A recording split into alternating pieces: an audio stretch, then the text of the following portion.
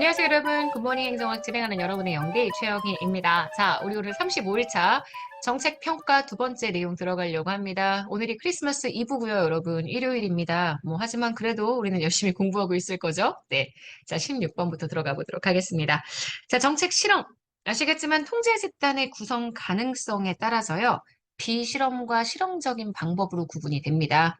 실험적 방법은 실험 집단과 통제 집단의 동질성 여부에 따라. 그래서 제가 구분을 할 때 비실험과 실험을 먼저 구분을 하고요.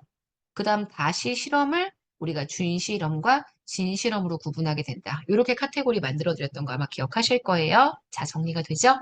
17번입니다. 준실험 설계는 연구자가 과거에서 발생한 실험 처리 효과를 추정하는 연구가 많이 이루어져서 미래지향적인 진실험에 비해서는 과거지향적 성격을 가집니다. 18번입니다. 진실험 설계는 모집단으로부터 실험 집단과 통제 집단을 무작위 배정하죠. 사실 사전 측정을 먼저 하고 그다음 무작위 배정을 합니다. 사전 측정하고 무작위 배정을 해서 동질성을 확보하죠. 이렇게 되면 실험에 영향을 줄 수 있는 제3 변수를 통제할 수 있습니다. 일반적으로 진실험과 준실험을 비교했을 때 진실험 설계는 준실험 설계에 비해서 내적인 타당도는 좀 높은 편이고요. 외적인 타당도는 좀 낮습니다. 여기까지가 실험 설계에 대한 내용이고요. 여기서부터는 정부 업무 평가 내용입니다. 자, 정부 업무 평가의 대상 기관은 중앙행정기관과 소속기관, 지방자치단체와 소속기관, 그 다음 공공기관입니다. 자, 21번. 정부업무평가위원회는 국무총리 소속위원회라고 얘기했습니다. 위원장이 2명입니다. 국무총리하고요. 민간위원장 하나죠. 그래서 이 2명의 위원장의 15인 이하의 위원으로 구성된 위원회고요. 국정을 통합적으로 관리하기 위해 국무총리가 2개 이상의 중앙부처가 관련되어 있는 주요 정책을 평가하는 건 특정 평가입니다. 자, 중앙행정기관이 만약에 지방자치단체에게 위임한 사무가 있었다. 위임한 국가사무에 대해서 행안부 장관이 정부업무평가위원회의 심의 및 의결을 거쳐 행안부 장관, 사무를 위임한 중앙행정기관의 장, 이 둘이 지방자치단체에 대한 합동평가 실시할 수 있죠. 24번입니다. 공공기관에 대한 평가는 공공기관의 특수성, 전문성 고려하고 평가의 객관성과 공정성을 위해 외부기관이 평가하게 됩니다. 25번입니다. 기획재정부의 재정사업 자율평가는 예산과 기금이 투입되는 모든 재정사업에 대해서 실시하고 있고요. 제가 재정사업에 대한 자율평가 굉장히 중요하게 보셔야 된다고 얘기를 했었습니다. 요거는 올해 기출되기도 했었고요. 자, 26번 갈게요. 정책학습입니다. 학습 주체가 굉장히 여럿이죠. 정책 결정자도 있고 집행자도 있고 그리고 정책의 대상도 있습니다. 정책에 관련된 모든 당사자들은 학습의 주체가 될 수가 있고요. 자, 활용 결과를 토대로 목표, 수단, 능동적으로 수정, 보완해 나가는 것. 이전보다 정책 결정의 수준이 더 올라가는 게 정책 학습입니다. 그래서 버클랜드가 주장했었던 정책 학습은 수단적 학습, 사회적 학습, 정치적 학습이죠. 주로 수단적 학습이 정책 수단이나 관리 기법에 대한 학습입니다. 하울렛과 라메시가 얘기했었던 내생적 학습과 유사하고요. 버클랜드의 정치적 학습, 사회적 학습이 외생적 학습과 유사하다는 거 알고 계시죠? 28번입니다. 단절적 정책 변동 유형.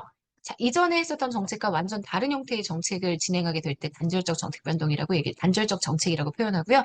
이렇게 정책이 변동되는 유형에는 좀 점진적인 형태의 변동을 이끌어내는 정책 지지 연한 모형, 그 다음 급진적인 형태의 변동을 이끌어내는 정책 패러다임 변동 모형 등이 있습니다. 29번입니다. 호그우드 피터스는 유지와 승계 구분하시는 게 되게 중요하죠.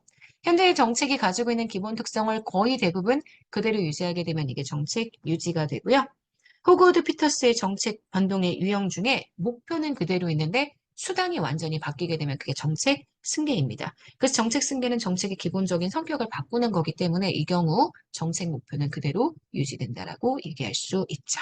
자, 그러면 문제 좀 풀어보도록 할게요. 자, 1번부터 갑시다. 정책평가에 대한 설명으로 옳은 거. 정책평가는 정책 분석이랑 다릅니다. 분석은 정책 대안을 선택하기 위한 과정이지만 정책평가는 정책 집행 후의 효과를 우리가 확인하기 위한 과정입니다. 1번은 X고요. 2번입니다. 정책평가의 양적인 기법은 참여 관찰이나 심층 면접이 아니죠.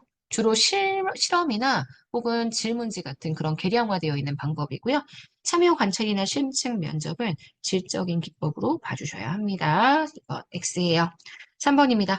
정책평가의 목적은 정책 결정과 집행에 필요한 정보의 제공, 정책 과정의 책임성 확보 등이 있습니다. 네, 맞아요. 정책평가 연구에서는 준실험 방법이 진실험 방법보다 더 많이 사용되죠. 왜냐면 얘는 현실적인 제약이 너무 크고요. 얘는 현실적 제약이 좀 줄어드는 방법이라고 얘기할 수 있기 때문입니다. 그래서 지금 보시는 4번, 이것도 현재 틀린 선지가 되겠죠. 문제의 정답으로 되는 것은 3번 되는 거예요. 자, 그러면 2번 갑시다. 정부업무평가 기본법상 정부업무평가제도에 대한 설명으로 옳은 것 1번 정부업무평가의 평가 대상에는 지방자치단체의 소속기관이 포함됩니다. 자, 2번 국무총리는 2개 이상의 중앙행정기관 관련 시책, 주요 현안 시책, 혁신관리 및 대통령 명의 정하는 대상 부문에 특정 평가를 실시하고 있습니다. 그리고 그 결과는 반드시 공개해야 되고요. 3번 정부업무평가위원회는 위원장 2인, 그 다음 15인 이내의 위원으로 구성이 됩니다. 4번. 국가위임사무에 대해 평가가 필요하다. 행안부 장관이 중앙행정기관의 장과 특정 평가를 실시하는 게 아니라요. 이 경우에는 합동평가를 실시하게 됩니다. 자, 그래서 문제의 정답되는 현재 맞는 선지는 2번입니다. 3번까지 가볼게요. 정책 목표는 변화하지 않습니다. 정책 수단을 변화시키거나 정책의 내용을 근본적으로 수정하는 것. 목표는 그대로 두는데 그 목표를 달성하기 위한 정책 전체가 변화되는 것이라고 이야기한다면, 변화, 세모라고 얘기할게요. 변화되는 거라고 얘기한다면 이거는 정책 승계를 의미하는 내용입니다. 자, 3번의 정답은 그래서 3번 될 거예요. 자, 여러분 여기까지 해서 우리 오늘 35일차 굿모닝 행정을 마무리하도록 하겠습니다. 크리스마스 이브, 네, 정말 낭만적으로 즐겁게 공부하면서 보내시고요. 오늘 하루 정말 여러분 거예요. 내일 아침에 크리스마스 날 아침에도 만나도록 하겠습니다. 여러분 오늘 잘 보내세요. 안녕.